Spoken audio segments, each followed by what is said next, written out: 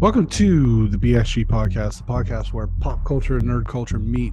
You think it's just going to be barbecue sauce? Because if you actually read those books, it's just gobbledygook. I really think clothes should be mandatory. Speaking of Star Wars, Captain America. trailer reaction video. She-Hulk. Here now is She-Hulk. Episode 8. Right? Yeah, episode 8. Yeah, because the last one's the penultimate next week, episode. Right? Yeah. Penultimate episode. How about that? Jen is forced to take a case defending Eugene Patilio, also known as Frogman, who claims that his suit that was made by the suit guy, what's his name? Jacobs or whatever. Yeah, that's it. Yeah. Was faulty, even though he used rocket fuel when he was not supposed to. Mr. Jacobs is represented by someone we know who is a very good lawyer, Mr. Matt Murdock. Yeah. From New York, who also doubles as Daredevil. And after the fact, She-Hulk and Jen, or I'm sorry, She-Hulk is Jen. She-Hulk and Matt meet up on their other job, on their side job, as Eugene has kidnapped Mr. Jacobs, and they do their superhero thing. And that's what they do. There's cheesy lines. My butt remains thoroughly unwhooped. Yes. And they do their thing. And right. then they do their thing too. They do their thing. There's a lot of it's obviously implied, but there's a lot of implied sex in this show, which is really weird for a Disney that's a lot of Marvel show. Well, that's also just a lot of lawyer shows though. Sure. But I didn't think that was the direction that they were going to go. But what did you think of? And then at the end, she goes to the gala and she gets, She-Hulk's a whore and she's stupid and all this. And right, yeah. I mean, I like I thought this episode was pretty good, actually. I like Matt Murdock. It made me want to watch Daredevil. I'm not going to go back and do it, but it made me want, there's that moment where it's he's cool. Because Daredevil is, no offense, but I think a lot of Marvel people think he's boring. Lame, yeah. But he makes him seem cool. I will 100% say, he made Daredevil seem cool. And maybe the comic books are cool. I don't know. The movie with Ben Affleck was bad. Right. I was 100%. It's bad. It's just a bad movie. I think that's the thing everyone agrees. But people really love that show. It's like a cult show. Mm-hmm. It's one of those things where people get really, and people were mad about him doing this. There was a thing about, Daredevil fans and Daredevil TV fans were mad about this episode. And then actually read a little bit more, and people were mad before they even watched the episode. It was one of those things. And so that was hilarious. I thought that was really, really funny, but not surprising, but very funny. No, I mean, I thought they had really good chemistry. It sounds funny to think about that with a Marvel thing, but the chemistry was very good. And obviously it shows up. And then I also the humor was good enough. I like him doing his walk of shame. That was hilarious. I mean, that was funny. And then, and then at the end with She-Hulk, so, all that stuff. I think this show just kind of waited too long to become the show I think it should have been. I'm not saying the show's great or anything, but I really liked the last 3 episodes compared to where it was. And I think they were trying to make it too much of hey, we have to be Marvel and we have to do all this. And now it's it doesn't really feel like a Marvel show. Yes, there's superheroes or whatever, but it's her trying to be as normal as humanly possible. And then she has to be She-Hulk for some reasons, various reasons. But we also get this thing where she goes on this retreat and she finds herself that way. And then she has a love interest who also is a superhero, to whatever degree. He's not really a superhero. It's just, he does kind of have a superpower, I guess. I mean, he has exceptional hearing.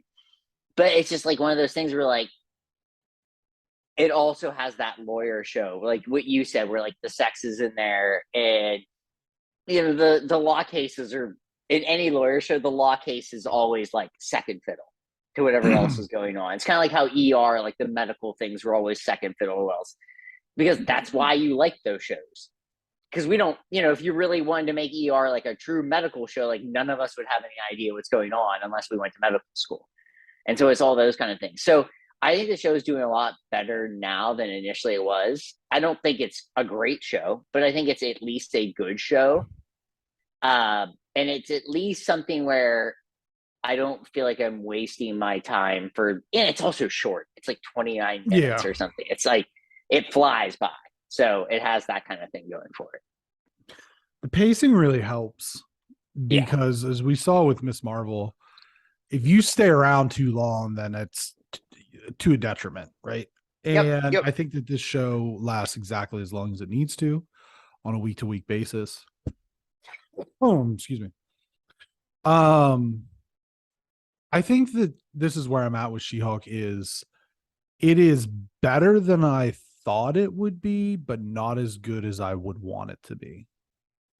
That makes sense. Sure. And I think that the reason there primarily is just because I disagree with you that it doesn't feel like a Marvel show. It feels very much like a Marvel show to me. There's so many like over the top cringy dialogue, and that is like the hallmark of Marvel. Like I said during the summary, my butt remains thoroughly unwhooped. It's like, I mean, that's also like those TV law shows, though. No, are also very cringy dialogue. Not like that. Not like that. But you're combining both. That's the idea, though. It's like you're gonna have these one-liners that are like a little weird. Yeah, but I don't think that's. I don't think that is the TV law show. I think that that's the Marvelness of it. Probably could be. I think maybe you're right. I mean, I'm just looking at it like a little rose-colored glass. Yeah, sure. We're watching so much stuff. Yeah. Yeah, and to be honest with you, this adds a little bit of levity to everything else that we're watching because right. House of Dragons is real heavy. Even Andor is pretty heavy. And Ring of Powers is its own thing where it's just off on the side. It's like, it's like a show it's like the really expensive kid that's just like at the party, just beating off in the corner. So just doing a ton of cocaine off in the corner. Yeah, he's just watching everybody and just cranking one out because he's just like, oh, look at how much money I have. Nobody's going to say anything. Who cares if it's weird? It's like, well, I paid for everything.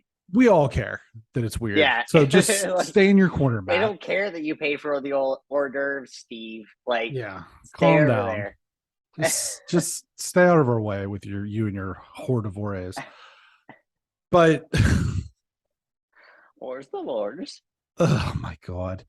I mean, this is I think that a lot of people were eagerly anticipating this. And I think the thing that I should say eagerly anticipating the Daredevil cameo. And I think that they spoiled it the day before, if I'm not mistaken. Yeah, why? Because I put a thing out like, why would you do this beforehand? Like, what's the point? That suit is awful. His suit's bad. Terrible. It's real. And bad. I don't know how, like, I know in the Affleck thing, and also I'm pretty sure in the Netflix series, it's just the red, whatever. That suit, didn't look good. Nope. It's bad.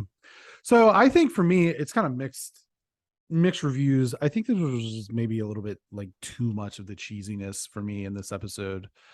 But I also really found some of the moments, like you said, him doing the walk of shame in his suit was really funny. I think the thing that he's not convinced, and I don't know enough about Daredevil to know, but he's just not convincing as a blind person. Because he seems to function. Because his hearing's so he's good. got really good hearing and all this. Like, he seems to function like he can see anything. I don't know, but I don't know enough about Daredevil, so don't. No, right. No, I was gonna say I don't know enough about him either, but it's like he does a thing that's like Bat-like, but we couldn't make him Batman. Yeah, that one was taken. Right. There's that thing where, but we want to make it sound cool. Yeah. You know what I mean? I think that's kind of it. It's like that. He's a bat. He's a bat. Kind of. But he also has cool utilities. Right. And he's a lawyer, so he's rich. He's we assume probably pretty smart. And he's good looking. Yeah. You know. Well, Daredevil's first appearance was in Daredevil 1, April 1964, created by Stan Lee and Bill Everett. I had the reproduction number one of this. Okay. That's cool. Some of his aliases are just out of control. The Scarlet Oh my god. Yeah. I don't like that. The Man Without Fear is pretty cool. The antagonist of this episode, Eugene Patilio, the Fabulous Frogman, first appearance, Marvel team up. I do like that they're going way into the well for some of these side characters. Yeah. It's pretty funny.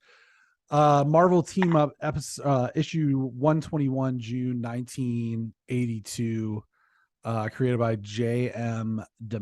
DeMatteis and Carrie Gamble. I'm just going to assume that they were promptly let go after this.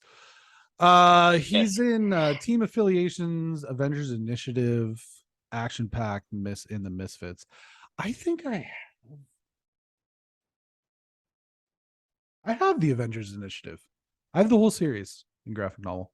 Oh, nice. Hardback. Can't remember seeing Frogman in it though.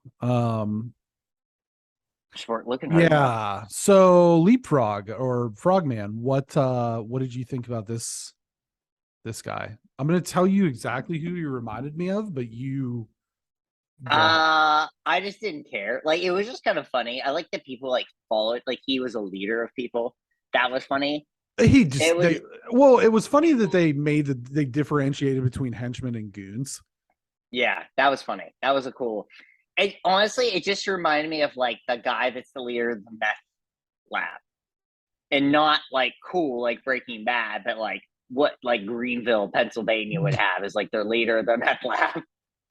Yeah, it's like the head Grogan is.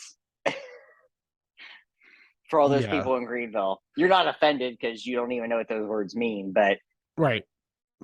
Yeah. Look offended. Does that mean like the Steelers offense? Oh God. He reminded me of Michael Rappaport's character in True Romance.